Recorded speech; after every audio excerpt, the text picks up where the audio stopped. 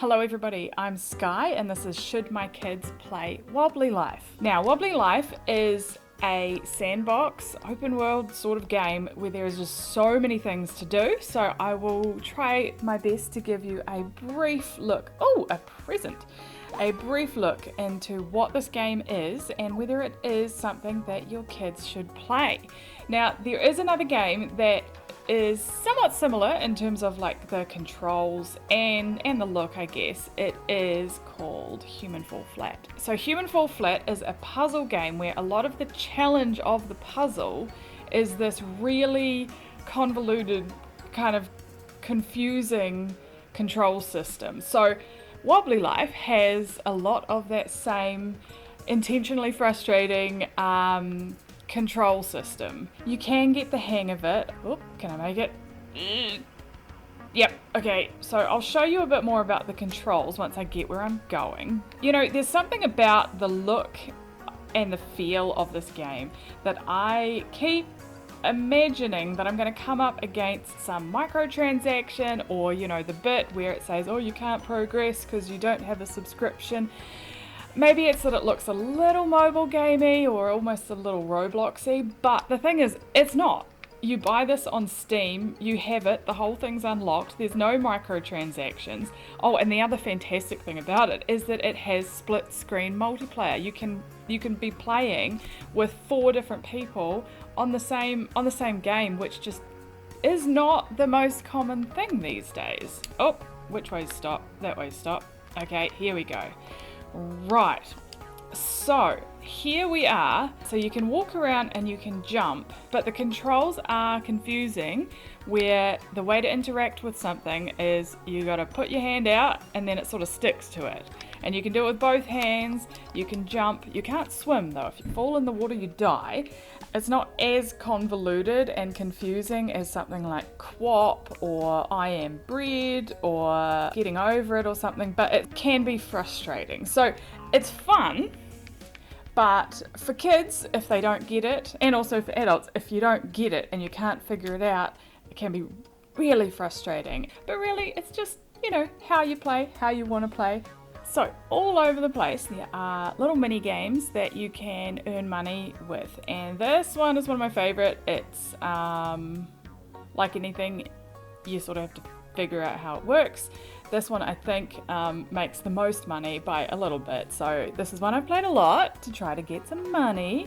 But yeah, this is harvesting tomatoes, so accept job. So we got to jump in the harvester, which is 100% accurately how you harvest tomatoes. Right, so you see we've got a timer up the top. It's quite a long time, but we're not only harvesting these, we're delivering them. And it's fine, it works, until you leave one behind and you have to come back and get it. So it's like, it's the perfect amount of time that if you've done it before and you know what you're doing, you're fine.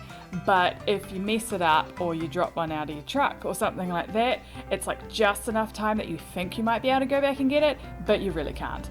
And you just sort of fail that one. Or you still get paid if you don't do all of them. So the whole system of money in this game is kind of interesting. So you can buy vehicles, which is awesome. You can buy houses, and you can buy pets, and you can buy props. They call them props from shops, like, you know, silly like things that you can play with, like toys and things like that.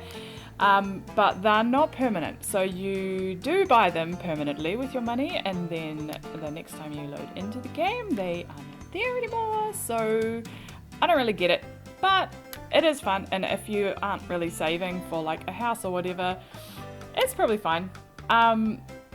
So to buy a house, you get lots of money. I think the cheapest one, I think you can find one like tiny little shack somewhere for like 500. Most of them are about 1,000, and then there's all these really big fancy ones that are $10,000. And I tell you what, is it a grind to get that much money. So So this is the truck that I drove over here, and this is, again, I've played this one before. You really need a truck. So some of these games, the thing is that you sort of learn different ways that make it easier. There are jobs which require you to drive a vehicle somewhere, but they don't necessarily always provide the vehicle. So you can just go and get one and then leave it there like this, where I prepared this one in advance. So Wobbly Life is in early access still. There are a few things here that I'm hoping the developers are working on. One of them is that I actually am not sure that a lot of these jobs, these little mini game jobs, are very evenly weighted. This one here, I know how to do it, it's awesome. This is the one that I think you can actually make the most amount of money in the shortest amount of time. But some of them, holy moly, they're complicated. There we go, I've shut the door, they're not going to come out. Now where are we going? Some of them are very complicated and they don't actually seem to earn you very much money for how confusing or difficult or how long it takes you to do it or whatever. But in saying that, that means you can like go and play a bunch and then find the one that you're really good at, and don't really worry to try to complete everything. You don't need to do every single job. Some of them are just flippin' impossible. Right, so where are we going? I've marked it on my map. So we have to deliver these, deliver these tomatoes. Right, shortcut. So you can buy vehicles. So at the moment I don't own any vehicles, so I can't just call up a vehicle. But the thing is, you can actually just use any of the vehicles that are there. You can Grand Theft Auto it and actually just grab someone as they drive past as well and just start driving their car. So you can get your own car, which is really cool, but you don't have to. So, get out of here. Okay, so sometimes one at a time is fine. Okay, come on, get through the door. Yep, okay, and then we're delivering it. So when you buy a house, the only thing that really changes is that when you come into the game, that's where you spawn. You can sleep in them, they have beds, but you can actually just go into any of the other houses and sleep if you are wanting to, like, if it's nighttime and you're wanting it to be daytime and stuff like that. You can just go into any old house, lie down on the bed, and so the only thing changes is that's where you spawn, because unfortunately, again, I'm hoping that the developers are working on this, but you can't really change anything or decorate or anything in your house. Like if you do change stuff, or you say I'm parked in the middle of the road, that cop's trying to get around me. Is he gonna make it? He doesn't mind. Oh, come on, you can do it. Don't run me over. Ugh, seriously? Okay, fine. Is that better? Is that better? Thank you.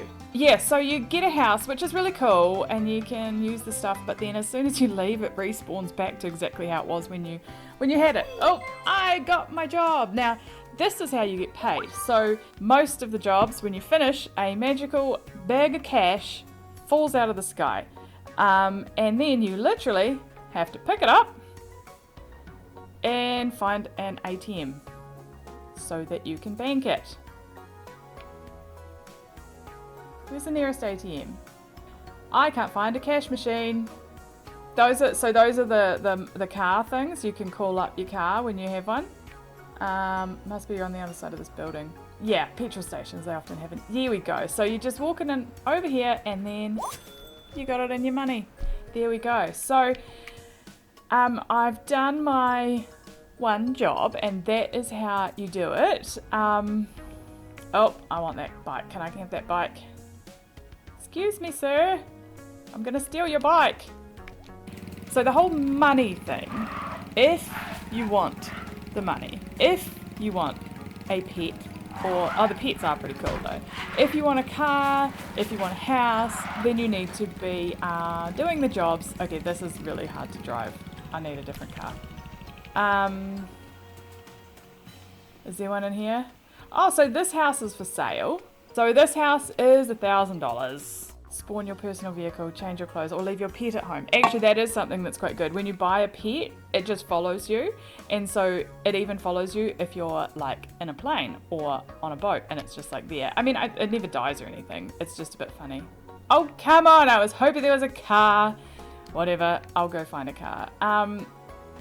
Or actually, I know what I'll do. Stop. Where am I going? So the map is really big. Like there's multiple islands and there's even this really cool one over here, which is obscured and mysterious. So where am I going? I want to, over here. So if you're not interested in buying a house, because you don't actually need one, and if you're not interested in buying a car, because you don't actually need one, and if you're not interested in buying a pet, then you don't actually have to be earning money. So if you're finding the minigame money stuff a bit of a grind, or if it's not fun, or if it's too difficult, honestly, you really don't have to. Oh, are we gonna make it? Are we gonna make it? Come on! Oh yeah, fine. Piece of cake. You can just go around and do whatever you want. So as well as all of the mini games, there's a bunch of like quests and challenges and collection stuff. There's a whole fishing thing where there's like, I don't know, 70 different see, there's all the, here, we'll just back it up a bit. There's a guy down the back there, he's got a star above his head. He's got some challenge or quest or something to do. Some of them are fun, some of them are a bit of a pain in the neck.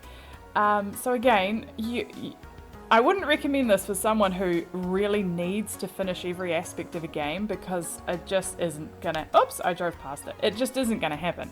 But, you know, one thing that is really fun is the vehicles. So, let's have a fly around and have a look. So we can just go in and take any vehicle you want. There's a few different flying vehicles. There's a couple of different helicopters. There's planes. There's microlights, which are fun and quite hard to land, so yeah, explode a bit. There's a lot of different quests. A lot of the time the quests will unlock new outfits or vehicles. Oh, I was gonna be like, here, have a wonderful look around, and then it's raining. So there's a lot of like adventuring as well. You can just wander around and find like a cave that's got some puzzle in it that you can do. There's a train. You can just ride around on the train the whole time. There's just so many things to do. You can honestly just do whichever one you think is fun. There's one of the lakes that you can go fishing in. Oh, it just started snowing. There's all these really long-winded quests. There's this one really fun one, which is a detective one, where you've got to solve a series of crimes. And, you know, there's a lot of good humour in this. It's all quite silly and fun. Oh, is this what I was looking for? Yeah, so you can... Oh, no.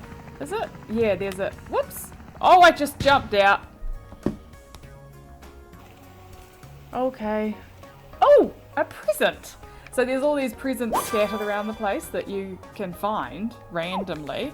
See, there's 120. Oh, come on. Right. Oh, what? I'll just go, come on, fast way down, let's go. Yeah, you can, the RV is fun. So there is a lot of humour in this, and there's a hilarious stuff like...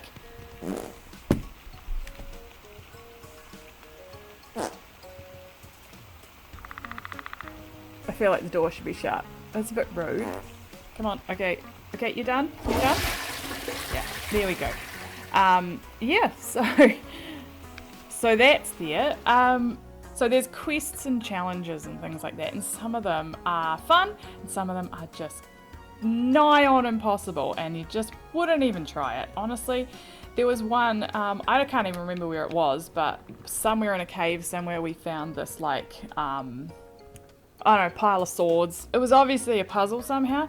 We tried everything, couldn't figure it out, and then I googled it, and it's some sort of thing where you've got to go to a different location and be near a lake at a certain time of the day during a lightning storm, and then a mirage will appear, and you've got to, and it's like, how would we do that? How would we know to do that? That is bonkers. Anyway, so we haven't done that quest. I don't know what that is. We just did a really fun one in the jelly man's house. There's the first quest you do, you're delivering a bloke some jelly, and then there's a whole like bunch of different things, and you unlock a jelly car, which is hilarious. But there's a lot of like that was a bunch of like jumping puzzles and trying to figure out how to. It was a bit like Frogger, except Wobbly Life Frogger, so it was very hard. I mean, Frogger's hard, but yeah. So anyway, we're on the top of a mountain, just having a look around. That looks sharp. What happens? No? I don't know. Right. Yes. So, the thing is, the physics is always a bit funny in this one, but that's half of the fun. Right, let's get the bobsled pointed in the right direction. You can do it. Come on. Maybe if I push it down and then jump in it. Okay. Can I? Oh, I can move it forward while in it. And I've got to hold on, otherwise this is not going to go well. Woo! Oh my god.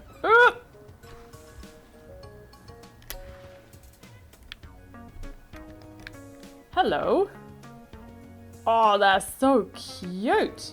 Oh, there's an ice hockey ring. Cool. Okay, but how do I leave? Can I just jump down the hole? What happens down the hole? Woo! What's down there? Oh.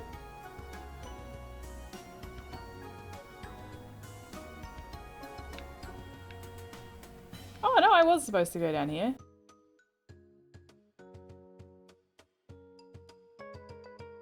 So, pros and cons for this game. Pros, I would say, there is just so much to do.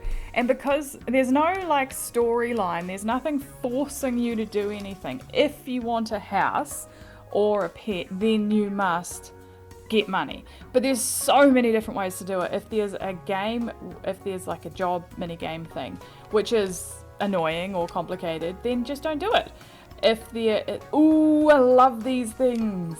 If you want to just spend the whole time exploring, then you can do that as well. So there's a hover boat, so you can go in the boat, and yeah. So that thing there, that is a cave that'll have some sort of adventure-y thing in it. So there's, yeah, just stuff you can find like that. So yeah, massive pro about this game is that it is just so open-ended. There's fishing, you can unlock a bunch of stuff, you can do, there's like car racing and plane racing, which is quite fun. The other massive pro is that while it still, to me, feels like it should be like some, predatory, cheesy, mobile, Robloxy type of game, it's not.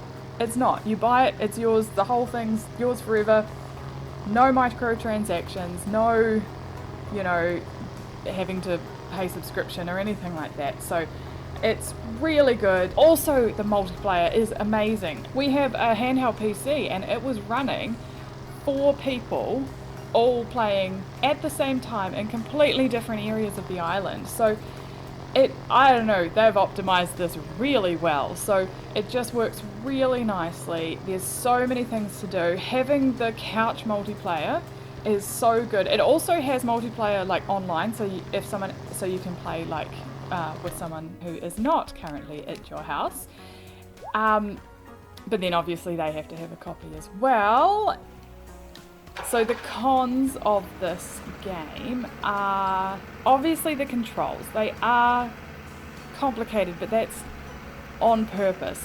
It's a bit of a grind to get money sometimes. Well, all the time. Some of the jobs are really quite difficult, but honestly, some of them are easy. For any like new players, kids who might need a little bit of an easier time, I would suggest the newspaper delivery one is quite fun. You just sit there and you have to aim as you're driving past and throw newspapers at people, or just at people's houses, sorry. The other one that I think is actually really good is there is a building one, And what's really good is it has enough time to actually finish it. Some of them aren't that hard, but you run out of time, so it kind of sucks. But the building one is awesome. I really like the farm one. Once you get the hang of that, you can actually make a lot of money there. There's a mining one as well that you have the potential to make a lot of money, but to be honest, I have never figured it out, so I never make all that much money. You'll find ones that you like doing. There's various ones that are a bit like Overcooked, where you have to build a hamburger, but with, you know, terrible controls. You build ice creams, things like that. Pizza delivery, taxi driver, all sorts of stuff. And obviously you can actually mess with each other as well. So if you have kids who are playing it who may not play that well together, just bear that in mind. You can do things like you can actually just grab the other player and sort of kidnap them. You can steal their money. You could interfere with them when they're trying to complete a thing, or something like that. So that is possible, but you can also work together. Whoops, where am I going? Yeah, the driving is so fun. Oh yeah, another pro, if I can find another car, is that I'm gonna say, I mean, I can still drive. Cool, we're good. It's pretty funny when you leave a truck or something in the middle of the road. Can I not drive these ones? What? What? Okay. It's pretty funny when you leave a car like that in the middle of the road. The other cars will just like pile up behind it and start tooting their horns and stuff. But anyway, that is pretty much a just really little brief look at Wobbly Life. I do like this game. I think it is lots of fun, but obviously it is not for everyone. It is quite complicated. I'm playing it with a controller. I was trying to play it with mouse and keyboard before, and I guess maybe just because I'm not used to it, I was just right back to not having any clue what to do. So I went and got a controller. So it is lots of fun. There's a lot of different things to do. Also, if you're wanting to play with your kids, it's really cool because you can actually be all doing completely separate things. Whoops. I might just leave it there actually. Thank you so much for watching. Let me know in the comments if there are any games that you would like me to have a look at. And if you give this one a crack, let me know how you thought it was. If it was too hard or if it was really fun. I would love a like and subscribe, but you know all that sort of stuff. I will see you in the next video. Have a nice day.